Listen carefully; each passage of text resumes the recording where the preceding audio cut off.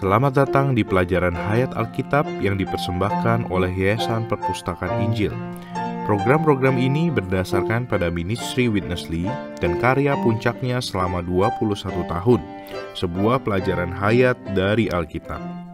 Kami akan memasukkan kutipan dari berita-berita yang disampaikan Witnessly yang berfokus pada kenikmatan akan Kristus sebagai hayat ilahi, seperti yang diwahyukan dalam Alkitab.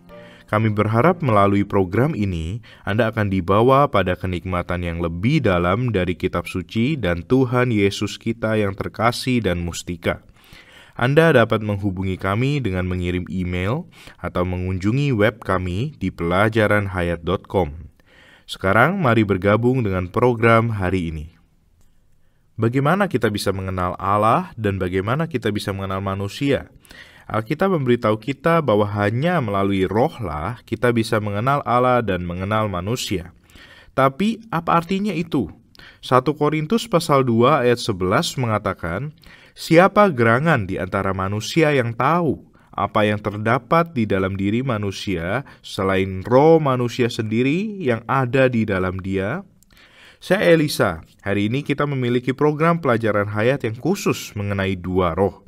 Dan bersama saya ada Saudara Chuang. Saudara Chuang, selamat datang kembali. Senang bisa berada di sini, Saudara Elisa. Saudara Chuang, ini adalah berita ke-13 dari pelajaran hayat 1 Korintus kita. Dan hari ini kita akan membahas dua berita sekaligus. Di buku cetakan Yasperin, pelajaran hayat dari 1 Korintus, kedua berita ini terdapat pada bab 18 dan 19. Dan itu mencakup 1 Korintus pasal 2. Bagaimana jika Anda memberikan penjelasan singkat mengenai program kita hari ini? Baiklah, Saudara Elisa. Saya rasa mereka yang telah membaca surat pertama kepada orang-orang percaya di Korintus menyadari bahwa di Korintus, di gereja yang ada di Korintus, ada banyak masalah. Dan Paulus dengan sekuat tenaga mencoba untuk membawa orang-orang percaya di Korintus yang belum dewasa, yang bersifat jiwani, dan bahkan bersifat daging ini untuk masuk ke dalam ekonomi Allah, untuk masuk ke dalam kenikmatan akan Kristus. Dan dia mengatakan kepada mereka bahwa Kristus ini adalah kekuatan Allah dan hikmat Allah. Bahwa hikmat manusia mereka, hikmat filosofis mereka tidak ada artinya. Hikmat Allah adalah Kristus sendiri. Dan hikmat ini memecahkan semua masalah di antara mereka jika mereka mau menikmati Kristus dan mengalami Dia dan salibnya.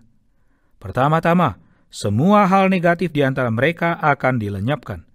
Kedua, mereka akan bertumbuh dalam hayat ilahi. Mereka akan bertumbuh, dan melalui bertumbuh, mereka akan dibangunkan bersama dan ekonomi kekal Allah akan digenapi. Jadi, Paulus dengan sekuat tenaga mencoba untuk mendorong mereka keluar dari alam pikiran mereka, pikiran filosofis mereka, dan masuk ke dalam roh mereka yang telah dilahirkan kembali, di mana mereka dapat menikmati Kristus sebagai kuasa Allah, hikmat Allah, dan Kristus sebagai segala sesuatu yang ingin Allah berikan kepada mereka. Jadi di sini, di pasal kedua, ada bagian yang luar biasa. Di awal pasal ini, Paulus berbicara tentang hikmat Allah yang tersembunyi dan misterius, yang telah Allah takdirkan sebelum dunia dijadikan, artinya di dalam kekekalan yang lampau, untuk kemuliaan kita. Dan ini adalah hal-hal yang dikatakan oleh Paulus, apa yang tidak pernah dilihat oleh mata, dan tidak pernah didengar oleh telinga, dan yang tidak pernah timbul di dalam hati manusia, semua disediakan Allah untuk mereka yang mengasihi Dia. Hal-hal yang telah Tuhan sediakan untuk semua orang percaya ini sebenarnya adalah hal-hal yang tersembunyi dalam diri Allah. Tidak ada yang mengetahui hal-hal ini kecuali Roh Allah, dan tidak ada yang bisa menyingkapkan dan menjadikannya nyata dalam pengalaman kita kecuali Roh Allah. Tetapi Roh Allah membutuhkan roh kita agar Dia dapat menyingkapkan hal-hal yang tersembunyi dalam diri Allah ini kepada kita dan dapat membimbing kita dan membawa kita ke dalam realitas dari hal-hal ini. Jadi di sini kita sampai pada bagian ini, di mana Paulus menyebutkan dua roh, roh manusia dan roh Allah. Dan kedua roh ini kita tahu di dalam diri orang-orang percaya telah dibaurkan menjadi satu. Sekarang Paulus berusaha sebisa mungkin untuk memindahkan orang-orang Korintus ini keluar dari alam pikiran, dari alam daging, di mana mereka tidak mungkin dapat mengetahui hal-hal tentang Allah atau mengalami Dia. Dia ingin membawa mereka masuk ke dalam roh perbauran ini, di mana mereka dapat melihat dan memahami semua hal-hal yang tersembunyi yang telah Allah persiapkan bagi semua orang percaya. Betul sekali, Saudara Chuang. Saya rasa bagi siapa saja yang mendengarkan dan mengikuti program ini cukup lama akan menyadari bahwa perkara dua roh ini merupakan perkara penting dalam ministry Saudara Witness Lee dan juga penting bagi pengalaman kita. Saudara Chuang, saya rasa ini adalah kata pembukaan yang sangat baik. 1 Korintus pasal 2 ayat 14 mengatakan, "Tetapi manusia duniawi tidak menerima apa yang berasal dari roh Allah." Jadi kita perlu menjadi manusia rohani. Mari kita mendengarkan perkataan Saudara Witness Lee pada bulan September 1981 ketika dia menyampaikan berita mengenai apa artinya menjadi rohani. What is to be spiritual? Tahukah Anda apa artinya menjadi rohani? Menjadi rohani berarti memiliki kedua roh yang berbaur di dalam diri Anda. Menjadi rohani berarti roh Anda, roh manusia yang telah dilahirkan kembali, berbaur dengan roh Allah menjadi satu roh. Manusia-manusia rohani hidup dalam roh perbauran ini. Bila Anda berada di dalam roh perbauran ini, Anda menjadi rohani. Dan Anda memiliki pemahaman rohani, pengetahuan rohani, dan penjelasan rohani. Anda mampu melihat jelas secara rohani, baik hal-hal yang terdapat di dalam diri manusia maupun Allah. Ketika kita membahas Kristus sebagai hal-hal yang tersembunyi di dalam diri Allah dan masalah kedua roh, kita harus mengakui bahwa untuk mengalami Kristus sebagai hal-hal yang tersembunyi di dalam diri Allah, kita harus memiliki kedua roh tersebut.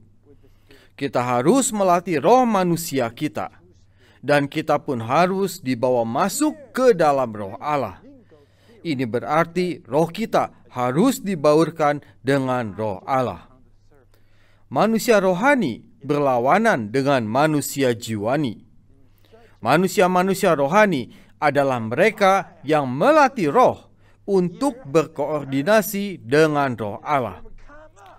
Di sini, di dalam roh perbauran, kita menikmati Kristus, bukan secara dangkal, tetapi sebagai hal-hal yang tersembunyi di dalam diri Allah.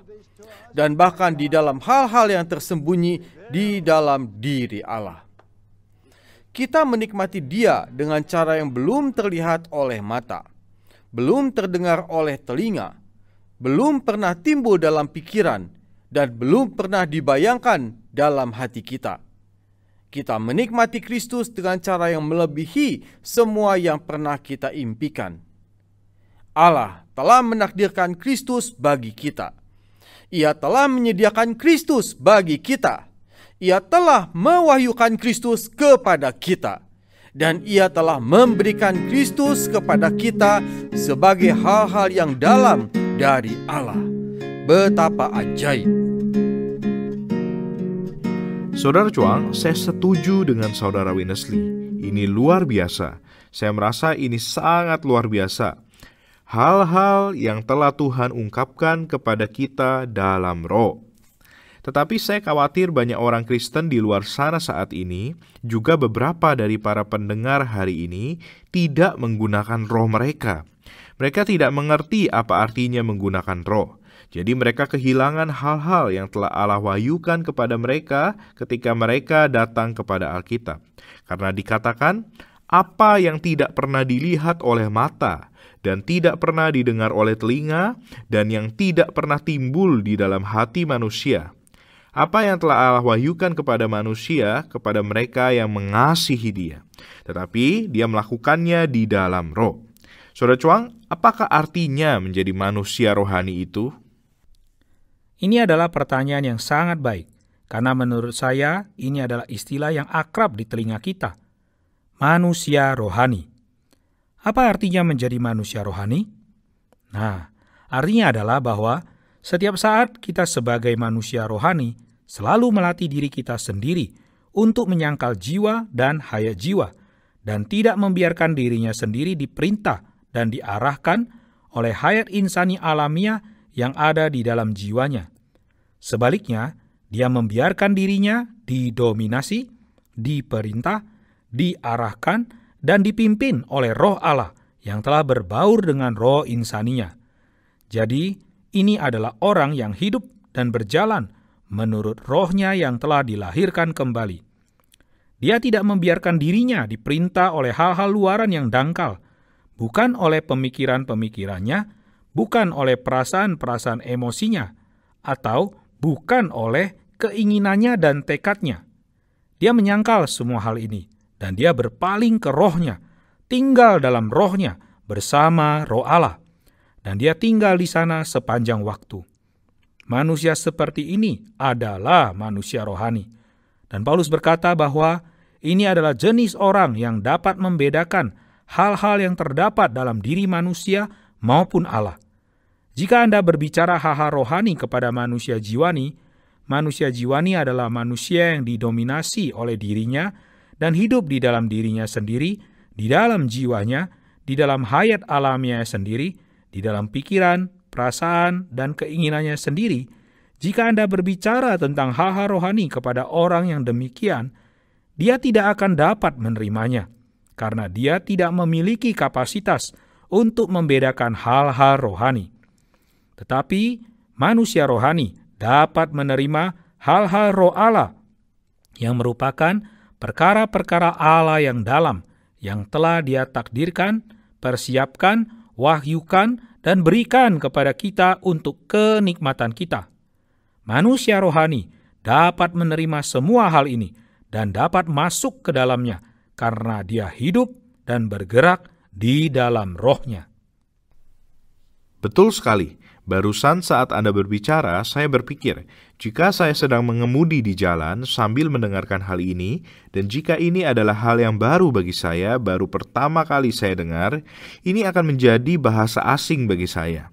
Tadi kita berbicara tentang apa artinya menjadi manusia rohani.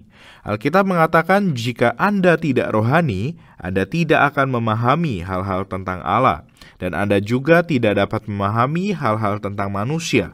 Oh, sungguh menyedihkan. Sungguh menyedihkan jika kita berada dalam posisi di mana kita tidak dapat memahami hal-hal tentang Allah atau hal-hal tentang manusia. Jadi kita sedang membicarakan subjek yang sangat penting hari ini. Mari kita dengarkan bagian kedua dari perkataan saudara Winnesley, di mana dia akan membahas perkara mengenai orang Farisi dan Saduki. Satu contoh orang-orang di bumi pada zaman Tuhan Yesus yang tidak hidup menurut roh. Dan kemudian juga secara positif bagaimana Yesus dan Paulus benar-benar hidup menurut roh mereka. Saya berharap kita dapat belajar sesuatu tentang menggunakan roh pada program hari ini. The Pharisees, the Sadducees, Orang-orang Farisi dan Saduki menyangka bahwa karena mereka mengenal perjanjian lama, maka mereka juga mengenal Allah. Tidak, mereka sama sekali tidak mengenal Dia. Demikian pula orang-orang Farisi, Saduki, dan para ahli Taurat tidak mengenal hal-hal yang terdapat dalam diri manusia. Mereka tidak mengenal posisi, kondisi, dan kebutuhan mereka sendiri. Hanya Tuhan Yesuslah yang mengetahui hal-hal yang terdapat dalam diri manusia dan Allah. Karena agamawan-agamawan itu memahami dengan pikiran alamiah mereka, maka mereka tidak dapat mengetahui hal-hal ini. Akan tetapi, Yesus Kristus memakai rohnya. Menurut Markus pasal 2 ayat 8, dalam rohnya, ia mengerti pikiran-pikiran dan motivasi orang-orang Farisi. Karena ia memakai rohnya, dengan roh Allah, ia dapat mengetahui hal-hal yang terdapat dalam diri manusia dan Allah. Dalam 1 Korintus pasal 1 dan 2, kita melihat bahwa Paulus adalah satu contoh dari orang yang mengetahui hal-hal dalam diri manusia dan Allah. Ia tahu posisi, kondisi, situasi, dan nasib kaum beriman di Korintus. Karena kaum beriman ini memakai mentalitas filsafat Yunani, mereka tidak mengetahui hal-hal yang terdapat dalam diri manusia. Walaupun mereka tidak mengenal diri mereka sendiri, namun Paulus sangat mengenal mereka. Karena Paulus adalah seorang yang memakai rohnya agar dibawa masuk ke dalam roh Allah. Dengan sarana kedua roh inilah, Paulus memiliki pengenalan yang lengkap terhadap orang-orang Korintus. Paulus pun memiliki pengenalan yang tepat mengenai Allah. Saudara Cuang, saya sangat senang dengan teladan Rasul Paulus di dalam Perjanjian Baru sebagai orang yang melatih rohnya. Jika hanya Yesus yang dapat mengerti segala sesuatu dengan menggunakan rohnya, maka kita akan mengatakan bahwa hanya Yesus yang dapat melakukan ini karena Dia adalah Allah. Kita tidak akan pernah dapat melakukannya. Tetapi ternyata Paulus juga dapat melakukannya. Paulus adalah teladan bagi kita sebagai orang yang melatih rohnya, dan dia dapat mengerti kondisi real orang-orang Korintus. Sekarang pertanyaan saya untuk Anda, apakah pengertian semacam ini, pengertian melalui melatih roh ini, adalah sesuatu yang disediakan hanya untuk orang-orang tertentu saja, atau apakah ini tersedia untuk semua orang percaya? Baiklah Saudara Elisa, menurut saya pengertian semacam ini tersedia untuk setiap orang percaya, karena setiap orang percaya seperti Rasul Paulus memiliki roh manusia yang diciptakan oleh Allah, dan juga roh manusia itu telah dilahirkan kembali oleh roh Allah. Dan sekarang roh Allah yang mengetahui semua hal yang dalam dan tersembunyi tentang diri Allah, roh ini berdiam di dalam roh yang telah dilahirkan kembali dari setiap orang percaya. Sekarang, satu-satunya pertanyaan adalah, sebagai orang percaya, apakah kita melanjutkan hidup kita sama seperti saat kita belum dilahirkan kembali, yaitu melatih pikiran kita dan jiwa kita, hidup dalam jiwa kita, atau bahkan daging kita? Hanya sebagai manusia alamiah. Hanya sebagai manusia alamiah, manusia jiwani, sama seperti orang yang tidak percaya. Dia mungkin orang yang baik, tetapi dia hidup di dalam dirinya sendiri. Dia tinggal di dalam jiwanya, bukan di dalam rohnya. Nah, kita sebagai orang percaya, kita memiliki roh yang telah dilahirkan kembali, dan roh Allah berdiam di dalam kita. Kita memiliki kapasitas di dalam susunan kita. Kita memiliki kapasitas dalam susunan Kristen kita untuk mengetahui hal-hal tentang manusia, dan untuk mengenali hal-hal tentang Allah, dan untuk menerima wahyu tentang semua hal ilahi.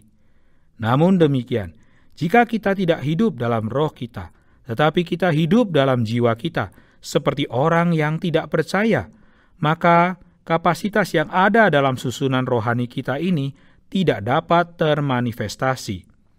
Kapasitas ini tidak bisa tampil keluar dan termanifestasikan.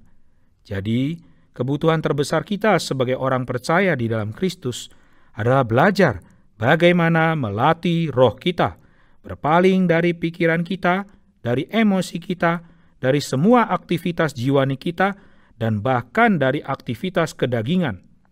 Berpaling ke roh kita dan berkontak dengan Tuhan. Saya sangat menganjuri semua orang yang mendengarkan program ini dan yang bertanya-tanya, bagaimana saya dapat berpaling ke roh saya? Bagaimana saya dapat berkontak dengan roh Allah di dalam roh saya? Salah satu cara terbaik adalah melalui berseru kepada nama Tuhan Yesus. Lupakanlah pikiran kita, lupakanlah perasaan kita, dan dari lubuk terdalam dari diri kita, kita memanggil nama Yesus dengan suara kita. Tuhan Yesus, oh Tuhan Yesus. Maka kita akan mengalami sesuatu yang mungkin belum pernah kita alami sebelumnya. Kita akan berkontak dengan Tuhan di dalam roh kita, dan kita akan mengetahui ada perbedaan antara roh dan jiwa. Saudara Chuang, saya senang Anda membicarakan hal ini. Tadi saya berpikir kita mungkin membutuhkan satu program penuh untuk membahas tentang bagaimana melatih roh kita dengan contoh praktis bagaimana memimpin orang untuk melatih roh mereka. Maksud saya, orang-orang pergi ke gym atau pusat kebugaran dan dibantu oleh pelatih atau trainer yang mengajari mereka bagaimana cara berlatih. Nah, itu hanyalah latihan tubuh mereka. Dan Paulus mengatakan bahwa latihan badani terbatas gunanya. Sedangkan yang sedang kita bahas di sini adalah melatih diri Anda sendiri ke dalam ibadah. Ini adalah hal yang tertinggi dan yang terpenting di seluruh dunia. Saya rasa kita perlu lebih menekankan perkara melatih roh kita ini. Mari kita lanjutkan ke bagian terakhir perkataan Saudara Winnesley untuk hari ini. Dia akan memberikan perbandingan antara kitab Roma dan kitab 1 Korintus dari sudut pandang tertentu. Dan saya berharap para pendengar akan tetap bersama kami karena saya rasa mereka akan menikmati perbandingan ini. Berikut Saudara Winnesley. There's two books. Menurut susunan kitab-kitab dalam Perjanjian Baru, Surat Roma persis terletak sebelum surat 1 Korintus. Meskipun kedua surat kiriman ini ditulis oleh Paulus, namun keduanya berbeda dalam gaya komposisinya. Surat Roma disusun menurut doktrin dan mewahyukan kebenaran secara doktrinal. Pada awal surat Roma terdapat orang-orang berdosa, tetapi pada akhir surat Roma terdapat gereja-gereja lokal. Berbeda dengan surat Roma, surat 1 Korintus bukanlah kitab doktrin, melainkan kitab praktek. Namun, surat kiriman ini sangat rumit. Pada umumnya, perkara-perkara doktrinal itu rumit. Akan tetapi, sungguh menakjubkan, dalam kitab doktrin seperti surat Roma malah tidak ada kerumitan. Contoh-contoh kerumitan dalam 1 Korintus terdapat dalam pasal 1, 5 dan 15. Dalam pasal 1 ayat 10, Paulus menasihati kaum beriman di Korintus supaya jangan ada perpecahan di antara mereka. Kemudian dalam ayat 11 dan 12, ia berbicara mengenai perselisihan dan perpecahan.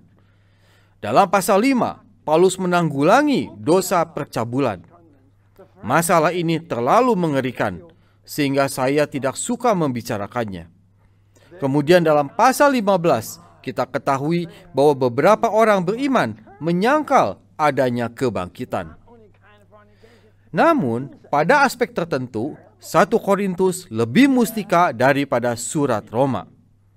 Misalnya, dalam pasal 1 ayat 9, Paulus mengatakan bahwa melalui Allah yang setia, kita telah dipanggil ke dalam persekutuan anaknya, Yesus Kristus. Perkataan semacam ini tidak diucapkan Paulus dalam suratnya kepada orang Roma. Dalam pasal 1 ayat 24, Paulus melanjutkan bahwa bagi kita yang dipanggil, Kristus adalah kekuatan Allah dan hikmat Allah. Surat Roma mewahyukan bahwa kita ada di dalam Kristus. Namun dalam 1 Korintus pasal 1 ayat 30, Paulus mengumumkan lebih lanjut, tetapi oleh Dia kamu berada dalam Kristus Yesus. Di sini kita melihat bahwa oleh Allah lah kita berada dalam Kristus. Betapa manis dan menyenangkan hal ini. Betapa mustikanya pernyataan oleh Dia kamu berada di dalam Kristus Yesus. Sungguh perkataan yang mustika, istilah yang mustika. Luar biasa. Saudara Chuang, saya benar-benar menikmati perbandingan antara kitab Korintus dan kitab Roma ini. Di dalam kitab Roma, Anda memiliki begitu banyak doktrin, dan keadaan di kitab Roma tidak serumit di kitab 1 Korintus. Orang-orang di Korintus menghadapi situasi yang rumit. Namun, di tengah-tengah situasi yang rumit di dalam 1 Korintus ini, Paulus melalui Roh Kudus dapat mewahyukan sesuatu yang mustika dari Tuhan. Kamu berada di dalam Kristus. Kamu telah dipanggil ke dalam persekutuan anaknya. Sebagai penutup, bagaimana jika Anda membahas perkara ini? Baiklah, Saudara Elisa. Berbicara kebenaran secara doktrinal itu sederhana, karena Anda tidak perlu berurusan dengan situasi nyata orang-orang percaya. Tetapi di dalam 1 Korintus, Paulus tidak berbicara doktrin. Dia berusaha semampunya untuk membantu orang-orang Korintus untuk bertumbuh dalam hayat, agar mereka bukan lagi bayi dalam Kristus, tetapi menjadi manusia rohani, sehingga mereka dapat menerima semua hal yang dalam dan tersembunyi mengenai Allah, dan dapat menikmati hal-hal ini. Jadi, Paulus berjeri lelah dalam suatu situasi yang rumit. Orang-orang Korintus itu sungguh luar biasa. Kesulitan-kesulitan dan masalah-masalah yang ada di dalam gereja di Korintus itu benar-benar luar biasa. Mungkin tidak berbeda dengan situasi saat ini. Banyak yang mengalami masalah yang sama. Tetapi dalam memberi solusi untuk masalah ini, Paulus tidak menggunakan doktrin. Dia menggunakan pengalaman yang real dan praktis akan Kristus. Dan ini membawa kita ke suatu alam di mana ada banyak hal yang mustika. Sungguh berita yang mustika. Saudara Chuang, terima kasih telah bergabung dengan saya hari ini. Waktu kita sudah habis. Senang bisa bersama Anda, Saudara Elisa. Terima kasih juga sudah bergabung bersama kami. Sungguh istimewa bisa bersama Anda semua hari ini membahas 1 Korintus pasal 2. Jika Anda ingin mendapatkan buku pelajaran Hayat 1 Korintus, Anda dapat menghubungi kami di pelajaranhayat.com. Waktu kita sudah habis, terima kasih telah bergabung dengan kami hari ini dalam pelajaran Hayat Alkitab bersama Witness Lee. Apakah arti gereja?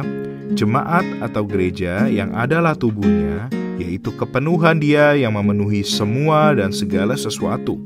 Tubuh Kristus bukan suatu organisasi, tetapi suatu organisme yang tersusun dari semua orang beriman yang dilahirkan kembali bagi ekspresi dan semua kegiatan-kegiatan Sang Kepala. Tubuh Kristus adalah hasil dari Kristus yang berinkarnasi, tersalib, bangkit, dan naik surga yang telah datang ke dalam gereja. Dengan transmisi surgawi dari Kristus yang naik ke surga, kita disatukan dengannya, sehingga tubuhnya dihasilkan. Itu adalah kutipan catatan kaki versi pemulihan dari Alkitab yang diterbitkan oleh Yayasan Perpustakaan Injil bersama Lembaga Alkitab Indonesia. Anda dapat mengunjungi pelajaranhayat.com untuk informasi lebih lanjut.